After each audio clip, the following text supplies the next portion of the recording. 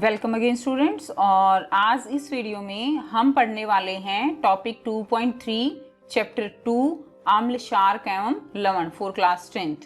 उसमें हम ऑलरेडी पहले जो प्रीवियस वीडियोस हैं उनमें एक चैप्टर कवर कर चुके हैं और उनका लिंक आपको डिस्क्रिप्शन बॉक्स में मिल जाएगा, वहां पर विजिट कर आप सारी वीडियोस देख सकते हो।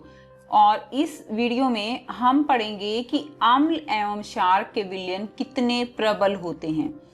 आपने बच्चों ये बिल्कुल आप जानते हो कि जैसे टमाटर है, टमाटर में क्या होता है, टमाटर में ऑक्जेलिक अम्ल होता है। इसके अलावा जो इमली है उसको भी हम खाते हैं, उसमें टार्टरिक अम्ल होता है। इसके अलावा हम सिरका है वो भी एक तरह का एसिटिक अम्ल है। सो कुछ अम्ल ऐसे हैं जिनको हम खा सकते हैं और कुछ ऐसे हैं जिनको हम टच भी नहीं कर सकते। जैसे अगर हम बात करें सल्फ्यूरिक अम्ल की, जब वो सांद्र जो है अगर तनु नहीं किया गया है, या हाइड्रोक्लोरिक अम्ल है। सो हम यहाँ पर अब यही पढ़ने वाले हैं कि अम्ल और क्षारक उसका कोई विलयन वो कितना प्रबल है या कितना दुर्बल है। सो इससे पहले हम एक यहाँ पर पॉइंट समझ लेते हैं कि जो अम्ल हैं, ठीक है, अम्ल मेनली इनको हम 2 कैटेगरीज में डिवाइड कर सकते हैं। एक तो हम कह सकते हैं ऑर्गेनिक अम्ल, ठीक, यानी जो ऑर्गेनिक अम्ल हैं उनको हम खा सकते हैं, जैसे टमाटर में मिला या इमली के अंदर है। दूसरा अगर हम बात करें तो मिनरल एसिड्स हैं, ठीक है, मिनरल अम्ल जो हम कह सकते हैं, यानी जैसे मिनरल कौन से हैं, H2SO4 है, HCl है, नाइट्रिक एसिड है, इनको हम खा नहीं सकते।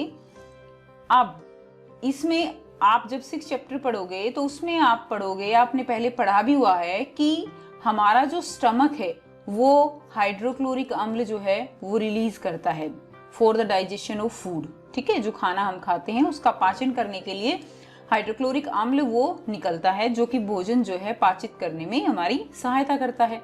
सो हम यहाँ पर कह सकते हैं कि फिर HCl जो बॉडी में, जो स्टमक में सिक्रीट हो रहा है, वो हमारी बॉडी कैसे टॉलरेट कर रही है। सो यहाँ पर जो HCl सिक्रीट हो रहा है, ठीक है, वो दुर्बल है। जिस प्रकार हमारी अंदर की स्किन जो सेंसिटिव है उसको देखते हुए ये बहुत ही एक तरह का हम कह सकते हैं कि तनु अम्ल है, जो यहाँ पर हमारी बॉडी से, हमारे स्टमक से स्रावित होता है। सो आई होप आपको यहाँ पर क्लियर हो गया है। तो हम इजिली ऑर्गेनिक अम्ल इनको हम खाते हैं, मिनरल जो खनिज जो अम्ल हैं इनको हम नहीं खाते हैं। अब हमें कैसे पता चले कि अम्ल और क्षारक ये कितने प्रबल हैं। सो इसके लिए हम पीएच स्केल के बारे में पढ़ेंगे। हम जानते हैं कि अम्ल और क्षारक के सूचकों का उपयोग करके अम्ल एवं क्षारक में अंतर प्रदर्शित किया जा सकता है।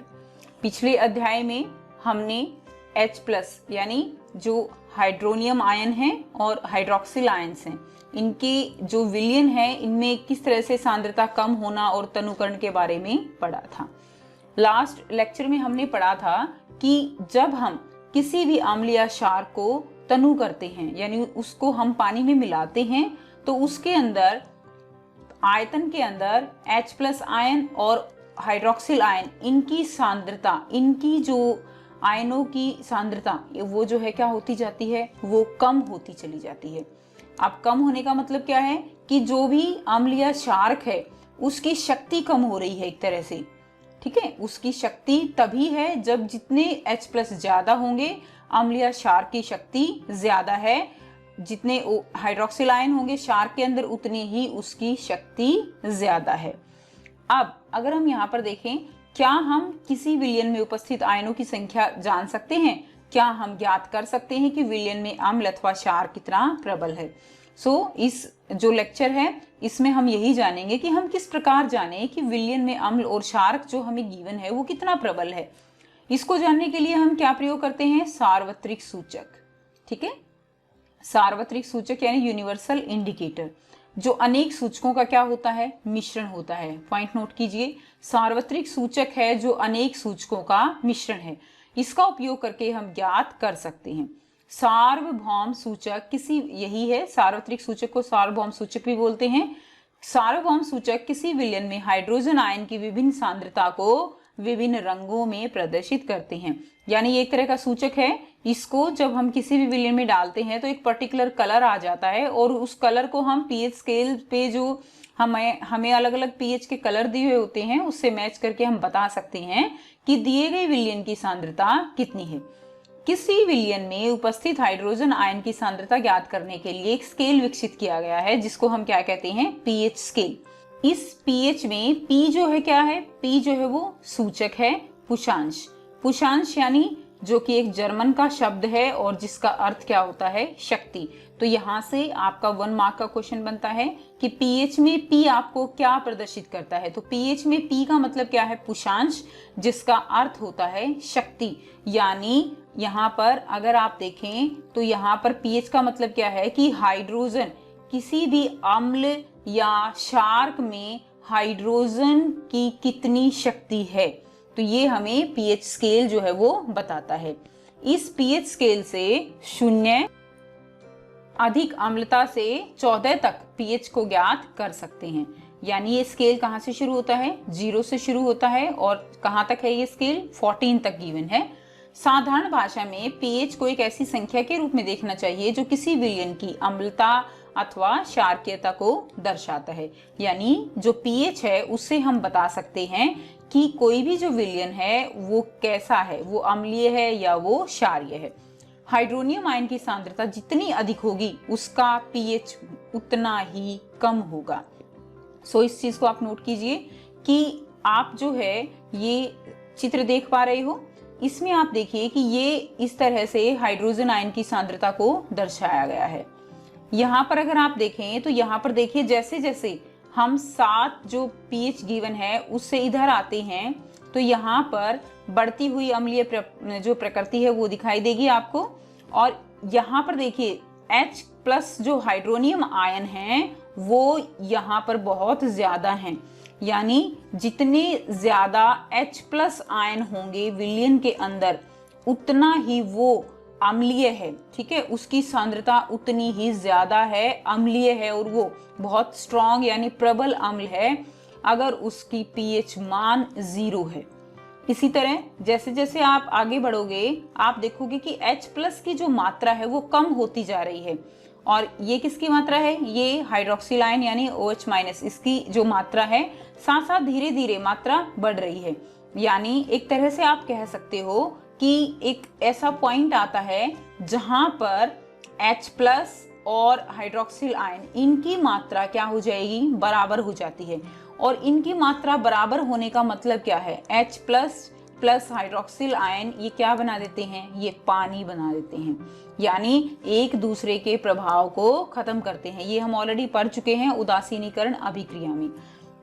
इसी प्रकार तो यहाँ पर जहां पर 50% हाइड्रोक्सिल आयन हो जाएंगे, 50% हाइड्रोनियम आयन है, वहां पर पीएच कितनी हो जाएगी, 7 हो जाएगी और वो विलयन आपका उदासीन होगा। और जैसे जैसे हम आगे बढ़ेंगे जो OH में जो हाइड्रोक्सिल आयन है उनकी जो मात्रा है वो जो है पीएच स्केल के अनुसार वो जो है बढ़ती चली जाती है और H+ की जो मात्रा है वो कम होती चली जाती है हाइड्रोनियम आयन की। यानी अगर पीएच किसी भी विलयन का बढ़ता है जैसे कि 11 है, 12 है, 13 है, इसका मतलब क्या है कि उसके अंदर हाइड्रोक्सिल आयन बहुत ज्यादा हैं। अब यहाँ से आप कंक्लूजन निकाल सकते हो कि अगर पीएच जो है वो 7 से कम है तो क्या होगा, वो अम्लीय, उसका व्यवहार कैसा होगा, अम्लीय होगा। अगर 7 है तो कैसा होगा, उदासीन होगा। और अगर पीएच जो है वो हमारी 7 से ज्यादा है, ठीक है, 7 से ज्यादा है तो क्या होगा, वो उसका विलयन का व्यवहार कैसा होगा, उस विलयन का व्यवहार क्षारकीय होगा। किसी भी उदासीन विलयन के पीएच का मान 7 होगा। यदि पीएच स्केल में किसी विलयन का मान 7 से कम है तो अम्लीय होगा। 7 से 14 तक बढ़ता है तो OH- की सांद्रता में वृद्धि को दर्शाता है, अर्थात यहाँ क्षार की शक्ति बढ़ रही है। सामान्यतः पीएच सार्वत्रिक सूचक अंतर्भारित पेपर के द्वारा ज्ञात किया जाता है। इसी प्रकार का एक पेपर उदाहरण चित्र 2.6 में दर्शाया गया है। ये है सारणी 2.2। इसमें क्रियाकलाप है 2.11, दी गई सारणी में पीएच मान का ज्ञात करना है, प्रेक्षण लिखने हैं और प्रत्येक पदार्थ की प्रकृति आपको बतानी है। तो ये हम जो ऑलरेडी इसको फिल कर चुके हैं। लार खाना खाने से पहले, ये विलियन गिवन है। सो लार खाना खाने से पहले पीएच पेपर जो होगा, पीएच पत्र, उसका रंग कैसा आएगा? उसका रंग हरा होगा। हरा रंग का मतलब क्या है? उसके लगभग पीएच मान जो है वो कितनी है? 7.4। सो जो पीएच पेपर, इस तरह से आप देख रहे हो पीएच स्केल 0 से लेकर 14 तक ये स्केल है जिसमें अलग अलग कलर दिए गए हैं। इन कलर के आधार पर ही हम जो है पीएच मान का पता लगाते हैं। सो यहाँ पर पदार्थ की प्रकृति 7 से ज्यादा है तो पदार्थ की प्रकृति कैसी है? क्षारकीय है। लार खाना खाने के बाद, सो खाना खाने के बाद इस बात पर निर्भर करता है कि क्या हमने खाया है, इस बात पर निर्भर करता है पीएच का मान। और ये जो लगभग जो है इसकी 6 के अराउंड जो है पीएच रहती है। नेक्स्ट है नींबू का रस। नींबू का रस जो है कैसा होता है? वैसे भी आपको पता है नींबू में अम्ल होता है। सो ये हल्का पिंक होता है इसका कलर जो आता है, और ये 2.5 लगभग इसकी पीएच का मान जो है वो रहता है। और इसकी प्रकृति कैसी होगी? 2.5 है, सो प्रकृति इसकी अम्लीय होगी। नेक्स्ट, रंग रहित वातित पेय यानी जो कोल्ड ड्रिंक्स होती हैं उनकी पीएच का मान अगर आप देखो तो 5 से 6 के करीब जो है उनकी पीएच का मान होगा। और उनका कलर कैसा होगा? 5 से 6 के करीब आप देख सकते हो, लगभग येलो ग्रीन जो है उसका कलर होगा। और उसकी प्रकृति कैसी होगी? प्रकृति अम्लीय होगी। नेक्स्ट, गाजर का रस। गाजर का रस भी येलो ग्रीन, ठीक है, पीला और हरा दिखाई देगा। और जो पीएच मान है वो भी लगभग 5 से 6 और प्रकृति अम्लीय होगी। Next, coffee. कॉफी में येलो, पीएच मान लगभग 5 और प्रकृति उसकी अम्लीय रहेगी। नेक्स्ट, टमाटर का रस। टमाटर में भी अम्ल होता है। ऑरेंज जो है इसका कलर होगा पीएच पत्र का, और 4.1 के करीब लगभग पीएच का मान है। और पदार्थ की प्रकृति कैसी रहेगी? अम्लीय रहेगी। नेक्स्ट, नल का जल। तो जल की जो पीएच है वो जगह के ऊपर वेरी करती रहती है। कहीं पर आपको उसका कलर जो है ग्रीन दिखाई देगा। ग्रीन का हरा अगर रंग है तो इसका मतलब क्या है कि पीएच का मान कितना है? 7 है, और वो कैसा है? उदासीन है। लेकिन ये कुछ फिक्स नहीं होता, हर एक जगह के पानी के ऊपर निर्भर करता है। सो पीएच जो है इसकी 6.5 से 8.5 तक पानी की पीएच वेरी करती रहती है। Next, 1 molar NaOH। अब देखो NaOH यानी सोडियम हाइड्रोक्साइड। आपको पता है सोडियम हाइड्रोक्साइड एक बहुत ही प्रबल क्षारक है। सो इसका कलर कैसा रहेगा? पर्पल कलर होगा। 14 लगभग पीएच होगी और जो प्रकृति होगी वो क्षारकीय होगी। आप देख सकते हो ये 14 जो है इसकी पीएच पे बहुत ज्यादा डार्क आपको पर्पल कलर मिलेगा। Next, 1 molar HCl। ये भी एक बहुत ही स्ट्रॉन्ग जो है यहाँ पर अम्ल है, और इसकी पीएच जो कलर आएगा वो रेड कलर होगा। और यहाँ पर रेड कलर का मतलब क्या है? पीएच वैल्यू कितनी है? 0। सो इसकी प्रकृति भी कैसी होगी? इसकी प्रकृति अम्लीय होगी। सो यहाँ से आप देख सकते हो कि किस प्रकार पीएच पेपर जो है उसके रंग को देखकर हम पीएच का मान पता लगा सकते हैं, और पदार्थ की कैसी प्रकृति है वो भी यहाँ पर हम पता लगा सकते हैं। तो जो जठर रस की पीएच का मान है वो लगभग 1.2 है। अब यहाँ पर नेक्स्ट है नींबू का रस। लगभग 2.2 जो है इसकी पीएच का मान है। नेक्स्ट, शुद्ध जल। शुद्ध जल जो है 7 और रक्त कितना दिखाया गया है? 7.4। Next, milk of magnesia. Milk of magnesia का कितना है? 10, ठीक है। मिल्क ऑफ मैग्नीशिया का फॉर्मूला क्या होता है? Magnesium hydroxide. इसको हम क्या बोलते हैं? Milk of magnesia. Next, sodium hydroxide का विलयन है लगभग 14 जो है इसकी पीएच है। सो कोई भी विलयन जो है वो कितना तनु है या वो कितना सांद्र है वो उसकी पीएच पर निर्भर करता है।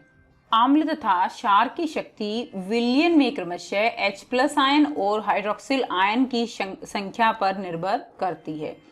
सो हम ये पहले ही पढ़ चुके हैं कि H+ आयन और जो हाइड्रोक्सिल आयन है ये इनकी संख्या ही बताएगी कि कोई अम्ल वो कितना दुर्बल है या वो कितना प्रबल है। इसी तरह हाइड्रोक्सिल आयन जो हैं इनकी संख्या विलयन के अंदर बताएगी हमें कि कोई भी जो क्षारक है वो प्रबल है या दुर्बल है।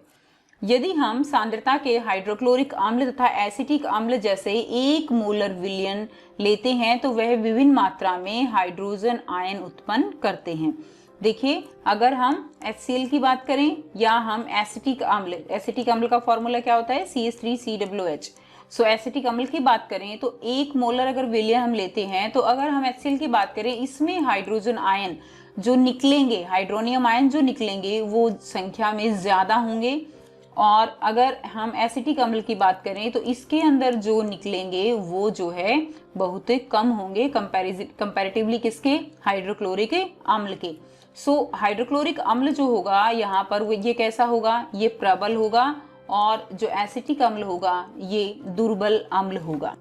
अब यहाँ पर जो प्रबल अम्ल हैं, ये प्रबल अम्ल प्रबल ही क्यों हैं, तो इसके पीछे क्या रीजन है, इसके पीछे जो रीजन है वो यही है कि आपको पता है कि जो भी अम्ल हैं या क्षारक हैं वो आयंस में बदल जाते हैं। आयंस में अगर हम बात करें, ये H+ एक्वस और क्लोराइड आयंस में बदल जाएगा।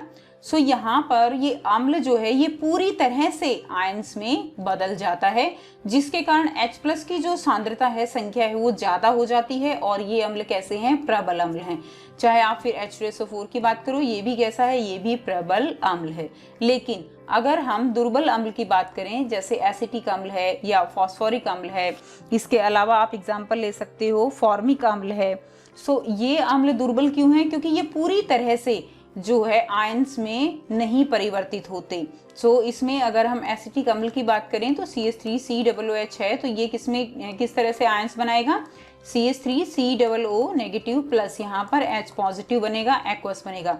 ये आयंस तो ये भी बना रहा है, लेकिन इसमें जो ये एसिटिक अम्ल है ये पूरी तरह से जो है आयंस में परिवर्तित नहीं हो रहा, जिसको हम कुछ इस तरह से दिखाते हैं। इसी कारण यहाँ पर जो H+ की संख्या है वो ज्यादा नहीं हो पाती। H+ की संख्या कम होने के कारण ये अम्ल जो है वो दुर्बल अम्ल रहते हैं। इसलिए अधिक संख्या में H+ आयन उत्पन्न करने वाले अम्ल क्या कहलाएंगे, प्रबल अम्ल कहलाएंगे, जबकि कम H+ आयन उत्पन्न करने वाले अम्ल दुर्बल अम्ल कहलाएंगे। क्या आप बता सकते हैं कि दुर्बल एवं प्रबल क्षारक क्या होते हैं? सो दुर्बल और प्रबल जो क्षारक होते हैं वो भी बिल्कुल दुर्बल अम्ल और प्रबल जो अम्ल है उनकी तरह ही होते हैं। अगर हम एग्जांपल लें सोडियम हाइड्रोक्साइड का, तो सोडियम हाइड्रोक्साइड में जो हाइड्रोक्सिल आयंस हैं, जो कि ये पूरी तरह से आयंस में बदल जाता है Na+ OH- यानी हाइड्रोक्सिल आयंस। सो ये पूरी तरह से आयंस में बदल जाएगा NaOH, इसीलिए ये क्या है, ये प्रबल है। इसके अलावा और भी एग्जाम्पल आप ले सकते हो, पोटेशियम हाइड्रोक्साइड। अगर हम दुर्बल की बात करें तो इसमें ammonium hydroxide like NH4OH, ammonium hydroxide क्या है, ये पूरी तरह से आयंस में नहीं बदलता। सो यहाँ पर क्या बनेगा, ammonium ions plus hydroxyl ions. So ये जो आयंस हैं ये वाटर के अंदर पूरी तरह से आयंस में नहीं बदलते, जिसके कारण ये कैसे रह जाते हैं, ये जो है दुर्बल रह जाते हैं। सो यहाँ पर आप एग्जाम्पल और भी दे सकते हो, लाइक मैग्नीशियम हाइड्रोक्साइड भी क्या है, दुर्बल क्षारक है, जिसको हम मिल्क ऑफ मैग्नीशिया बोलते हैं। इसके अलावा कॉपर हाइड्रोक्साइड है, ये सारे जो है कैसे हैं, ये सारे दुर्बल क्षारक हैं। नेक्स्ट टॉपिक, दैनिक जीवन में पीएच का महत्व। क्या पौधे एवं पशु पीएच के प्रति संवेदनशील होते हैं, यानी क्या पौधे और पशुओं को पीएच कितनी है इस बात का फर्क पड़ता है? सो हमारा शरीर 7 से 7.8 पीएच परास के बीच कार्य करता है। पॉइंट इसको नोट कीजिए, 1 मार्क का क्वेश्चन यहाँ से बनता है कि हमारे शरीर की पीएच कितनी होनी चाहिए लगभग। सो हमारे शरीर की पीएच 7 से 7.8 के करीब पीएच होनी चाहिए। जीवित प्राणी केवल संकीर्ण पीएच परास में ही जीवित रह सकता है। वर्षा के जल की पीएच मान जब 5.6 से कम हो जाती है तो वो वर्षा कैसी कहलाती है, वो वर्षा अम्लीय वर्षा कहलाती है। 7 से नीचे पीएच जाते ही आपको पता है कि वो क्या हो जाएगा, उसका व्यवहार अम्लीय हो जाएगा। सो अगर वर्षा के जल का मान जो है वो 5.6 से कम हो जाता है तो वो भी क्या है, वो एक तरह की क्या है, अम्लीय वर्षा कहलाती है। अम्लीय वर्षा का जल जब नदी में प्रवाहित होता है तो नदी के जल के पीएच का मान भी कम हो जाता है, और ऐसी नदी में जलीय जीवधारियों की उत्तरजीविता कठिन हो जाती है। यानी हमारा शरीर जो है, शरीर हमारा जो फंक्शन करता है, जो कार्य करते हैं, पौधे हैं, पशु हैं, उनके लिए भी पीएच जो है उतनी ही इम्पोर्टेंट है। सो हमारा शरीर 7 से 7.8 पीएच परास के बीच में प्रॉपरली कार्य कर पाता है। नेक्स्ट, दूसरे ग्रहों में अम्ल पदार्थ है, तो शुक्र का वायुमंडल सल्फ्यूरिक अम्ल के मोटे श्वेत और पीले बादलों से बना है। क्या आपको लगता है इस ग्रह पर जीवन संभव है? सो इस ग्रह पर जीवन संभव नहीं है, क्योंकि यहाँ पर जो वायुमंडल है वो सल्फ्यूरिक अम्ल के जो बादल हैं उसके कारण उनसे बना है, जिसके कारण हमारा जीवन संभव नहीं हो पाता। आपके बगीचे की मिट्टी का पीएच क्या है? तो अच्छी उपज के लिए हमने अभी किया कि पौधे के लिए भी पीएच उतनी ही जरूरी है जितनी कि हमारे शरीर के लिए। सो अच्छी उपज के लिए पौधे को एक विशिष्ट पीएच परास की आवश्यकता होती है। किसी भी पौधे के स्वस्थ विकास के लिए आवश्यक पीएच को ज्ञात करने के लिए विभिन्न स्थानों से हमें क्या करना है, मिट्टी एकत्र करनी है और एक क्रियाकलाप है 2.12 जो हम देखेंगे, उसके अनुसार पीएच की जांच करनी है। और इस बात पर भी ध्यान दीजिए कि जहां से मिट्टी ले रहे हैं वहां कौन से पौधे उपज रहे हैं। सो क्रियाकलाप 2.12, एक परखनली में लगभग 2 ग्राम मिट्टी रखिए और उसमें 5 ml जल मिलाना है। परखनली की जो सामग्री है, इसके अंदर जो मिट्टी है उसको हिलाना है, उसको छानना है और निस्संदेह एकत्र जो है वो कर लेना है। अब जो पानी जो है हमने इकट्ठा किया है उसको सार्वत्रिक सूचक पत्र की सहायता से इसकी पीएच जो है वो हमें ज्ञात करनी है। अपने क्षेत्र में पौधे के उपयुक्त विकास के लिए आदर्श मिट्टी के पीएच के संबंध में आपने क्या निष्कर्ष निकाला? सो यहाँ पर हम देखते हैं कि जो भी बगीचे की मिट्टी है या खेत की मिट्टी है वो मिट्टी अम्लीय भी हो सकती है, वो मिट्टी क्षारीय भी हो सकती है और हो सकता है मिट्टी उदासीन भी हो। सो ये डिपेंड करता है कि किस प्रकार की फसल जो है उसमें उगाई जा रही है और उस फसल के लिए किस प्रकार की पीएच की मिट्टी की आवश्यकता है, वो हम यहाँ से देख सकते हैं। और हम उसमें कौन सी फसल उगा रहे हैं। अगर मिट्टी अम्लीय है तो उसमें हम जो है कैल्शियम हाइड्रोक्साइड है या चूना है और इस तरह से कैल्शियम कार्बोनेट का पाउडर है, ये मिला के हम उसको क्षारीय कर सकते हैं। इसके अलावा अगर मिट्टी क्षारीय है तो उसको अम्लीय भी किया जा सकता है। सो जैसी हमें जो उपज है वो लगानी है उसी हिसाब से हम मिट्टी को तैयार कर सकते हैं। ये हम पहले भी डिस्कस कर चुके हैं कि हमारा जो स्टमक है उसमें हाइड्रोक्लोरिक अम्ल उत्पन्न होता है और ये जो हाइड्रोक्लोरिक अम्ल उत्पन्न होता है ये हमारे भोजन को पाचन में सहायता करता है। और जो हाइड्रोक्लोरिक अम्ल है ये जो भी हमारे स्टमक के अंदर हानिकारक जीवाणु होते हैं उनको मारने का कार्य भी करता है। अब हमने पढ़ा था कि जो हाइड्रोक्लोरिक अम्ल है वो एक कैसा है, प्रबल अम्ल है। लेकिन ये हमारी जो स्टमक में ये स्रावित होता है तो ये इतना प्रबल नहीं होता। यह उदर को हानि पहुंचाए बिना भोजन के पाचन में सहायता करता है अपच की स्थिति में।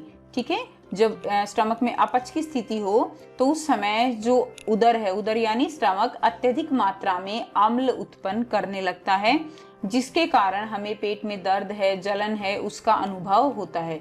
और इस दर्द से मुक्त होने के लिए हम क्या लेते हैं, हम एंटासिड, ठीक है, जैसे शार्को का उपयोग किया जाता है। एंटासिड यानी एसिड के जो एंटी है, एक तरह से एंटासिड यानी एसिड के प्रभाव को खत्म करने वाले उन शार्कों का प्रयोग होता है। इस अध्याय के आरंभ में ऐसा ही एक उपचार आपने अवश्य सुझाया होगा। यह एंटासिड अम्ल की जो मात्रा अधिक है, उसमें हमने बेकिंग सोडा लिया था, उसकी अधिक मात्रा को क्या कर देता है, उदासीन कर देता है। और इसके लिए हम मैग्नीशियम हाइड्रोक्साइड, जिसको हम क्या कहते हैं, मिल्क ऑफ मैग्नीशिया, और इसका फॉर्मूला हम ऑलरेडी बता चुके हैं, magnesium hydroxide MgOH2, magnesium hydroxide.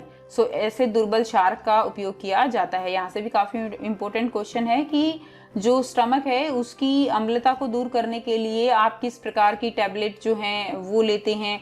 हम क्या लेते हैं, हम एंटासिड्स लेते हैं। नेक्स्ट, पीएच परिवर्तन के कारण दंतक्षय। मुंह में पीएच का मान लगभग क्या है, 5.5 लगभग रहना चाहिए, 5.5 से नीचे नहीं होना चाहिए। उससे कम होने पर क्या होगा, दांतों का क्षय प्रारंभ हो जाता है, यानी दांत जो है वो खराब होने शुरू हो जाते हैं। दांतों का इनेमल, आपको पता है दांतों का जो ऊपर की कवर है, जो लेयर है, वो इनेमल उसको हम बोलते हैं, जो किससे बनी होती है, कैल्शियम फॉस्फेट। आप इसको अंडरलाइन कीजिए कि इनेमल जो है वो क्या है, कैल्शियम फॉस्फेट, उससे बना होता है, जो कि शरीर का सबसे कठोर पदार्थ है। इनेमल हमारे शरीर का सबसे कठोर पदार्थ है। दांतों से ज्यादा मजबूत हमारे शरीर में और कोई पार्ट नहीं है और यह है जल में भी नहीं घुलता। लेकिन मुंह की पीएच का मान 5.5 से कम होने पर यह संक्षारित हो जाता है। मुंह में उपस्थित बैक्टीरिया भोजन के पश्चात मुंह में अवशिष्ट शर्करा है, खाद्य पदार्थों का निम्नीकरण है, अपघटन होता रहता है। जो हम खाना खाते हैं उसका अपघटन होता है और उससे फिर अम्ल निकलता रहता है। और उस अम्ल के कारण, अगर उस अम्ल की जो निकलता है उसके जो पीएच का मान है वो 5.5 से कम हो जाए तो वो दांतों को खराब करने लगता है। भोजन के बाद मुंह साफ करने से इससे बचाव किया जा सकता है, यानी खाना खाते ही हमें जो है कुल्ला करना चाहिए, या दंत मंजन का उपयोग करने से भी इसको दूर किया जा सकता है। सो मुंह की सफाई के लिए हमें क्षारकीय दंत मंजन, जो दंत मंजन की जाती है वो उनकी प्रकृति कैसी होती है, उनकी प्रकृति क्षारकीय होती है। क्षारकीय क्यों है? क्योंकि खाना खाते हैं तो जो बैक्टीरिया है वो क्या स्रावित करते हैं, बैक्टीरिया जो है उनके जो अपघटन करते हैं खाने का, उससे अम्ल निकलता है। अम्ल के प्रभाव को खत्म करने के लिए क्या लेना पड़ेगा, उसके लिए फिर से शार्क लेना पड़ेगा। ठीक है, तो दंत मंजन जो है वो उसकी प्रकृति कैसी है, उसकी प्रकृति क्षारकीय है, और इससे जो अधिक मात्रा है अम्ल की उसको उदासीन किया जाता है, जिसके परिणाम स्वरूप दंत क्षय को रोका जा सकता है, यानी दांतों को खराब होने से रोका जा सकता है। नेक्स्ट है पशुओं एवं पौधों द्वारा उत्पन्न रसायनों से आत्मरक्षा। कभी कभी आपको मधुमक्खी ने डंक मारा है, ठीक है, तो मधुमक्खी का डंक जो है उसके लगने पर हमें दर्द का अनुभव होता है, जलन का अनुभव होता है। ऐसा क्यों? क्योंकि जो मधुमक्खी का डंक है वो क्या छोड़ता है, वो एक अम्ल छोड़ता है, जिसके कारण दर्द एवं जलन का अनुभव होता है। डंक जो है उसमें मारे गए अंग में अगर हम क्या लगा दें, बेकिंग सोडा जैसे दुर्बल क्षारक का उपयोग करने से हमें क्या मिलता है, हमें आराम मिलता है। इसी तरह नेटल, नेटल जो है ये एक पौधे का नाम है, उसके डंक वाले जो बाल होते हैं वो भी अगर हमारी बॉडी को टच कर जाते हैं तो वो क्या छोड़ते हैं, वो मेथेनोइक अम्ल छोड़ते हैं। इसी तरह मधुमक्खी का डंक जो है वो भी क्या है, वो भी मेथेनोइक अम्ल छोड़ता है, जिसका फॉर्मूला होता है HCOOH।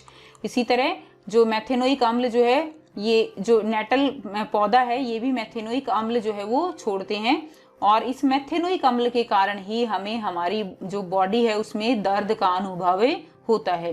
सो आप देख पा रहे हो ये जो है नेटल प्लांट है, उसकी जो लीव्स दिखाई गई हैं। नेटल जो है क्या है, एक शाकीय पादप है जो जंगलों में उपजता है। इसके पत्तों में डंकनुमा बाल होते हैं जो अगर गलती से छू जाएं तो डंक जैसा दर्द होता है। इन बालों से मेथेनोइक अम्ल का स्राव होने के कारण यह दर्द होता है। पारंपरिक तौर पर इसका इलाज डंक वाले स्थान पर डाक पौधे को रगड़कर किया जाता है। आप चित्र में देख पा रहे हो डाक पौधा, इसको जहां पर डंक जो लगा है डंक इसका नेटल पौधे का, वहां पर रगड़कर इसको उदासीन किया जाता है। ये पौधे अधिकतर नेटल के पास ही पैदा होते हैं। क्या आप डाक पौधे की प्रकृति का अनुमान लगा सकते हैं? तो डाक पौधे की प्रकृति देखिए, अब ये अम्ल छोड़ रहा है मेथेनोइक अम्ल, तो उसकी उदासीन करने के लिए अगर हम डाक पौधा लगा रहे हैं तो उसकी प्रकृति कैसी होगी, उसकी प्रकृति क्षारीय होगी। अब आप जान गए होंगे कि अगली बार पहाड़ों पर चढ़ते हुए गलती से नेटल पौधे को छू जाने पर आपको क्या करना होगा। क्या आप ऐसे ही पारंपरिक इलाज जानते हो जो डंक लगाने पर प्रभावी हों? तो इसके लिए हम किसी भी जो शार्क हैं उनका इस्तेमाल कर सकते हैं। सारणी 2.3 कुछ प्राकृतिक अम्ल जो है यहाँ पर दिखाए गए हैं जो कि काफी इंपॉर्टेंट हैं। सिरका जो अचार में डलता है उसके अंदर कौन सा अम्ल होता है, एसिटिक अम्ल होता है सिरका, जो कि 0.5% होता है, जो प्योर हमारा एसिटिक अम्ल है उसका बनाया जाता है सिरका। संतरे में कौन सा अम्ल है, सिट्रिक अम्ल है। इमली में टार्ट्रिक अम्ल है। टमाटर में ऑक्जेलिक अम्ल है। खट्टा दूध और दही होता है उसमें कौन सा अम्ल है, लैक्टिक अम्ल होता है। नींबू के अंदर सिट्रिक अम्ल है। और जो चींटी का डंक और नेटल का डंक ये हमने भी किया, इसके अंदर कौन सा अम्ल स्रावित होता है, ये जो है मेथेनोइक अम्ल यहाँ से छोड़ते हैं। सो आई होप आपको कंप्लीट चैप्टर समझ आ गया है जितना भी हमने किया है। फिर भी अगर कोई प्रॉब्लम है तो आप कमेंट करके पूछ सकते हो। अभी हमने जो टॉपिक पढ़ा है उसके ऊपर बेस्ड कुछ क्वेश्चंस दिए गए हैं, आप इजीली इन सभी क्वेश्चंस को जो है सॉल्व कर सकते हो। इसमें ये क्वेश्चन भी आपको गिवन है कि कोई किसान खेत की मृदा में किस परिस्थिति में बिना बुझा हुआ चूना कैल्शियम ऑक्साइड है, या बुझा हुआ चूना कैल्शियम हाइड्रोक्साइड है, या चौक है कैल्शियम कार्बोनेट, इसका उपयोग करेगा। तो हमने भी किया ये कि अगर मिट्टी अम्लीय है तो इन सभी क्षारकों का उपयोग जो है किसान उसमें डाल के और मिट्टी को जो है उसको ठीक करने के लिए करेगा। सो हम क्वेश्चंस एक साथ डिस्कस करेंगे। सो ये पीएच जो है इसका टॉपिक भी आपको क्लियर हो गया है। फिर भी अगर कोई प्रॉब्लम है तो आप कमेंट करके पूछ सकते हो। नेक्स्ट वीडियो में हम जो अलग अलग तरह के हम लवणों के बारे में पढ़ेंगे, और वो पोर्शन भी आपके लिए काफी इंपॉर्टेंट है जितना कि आपके लिए पीएच का जो पोर्शन था ये इम्पोर्टेंट है। So thanks for watching.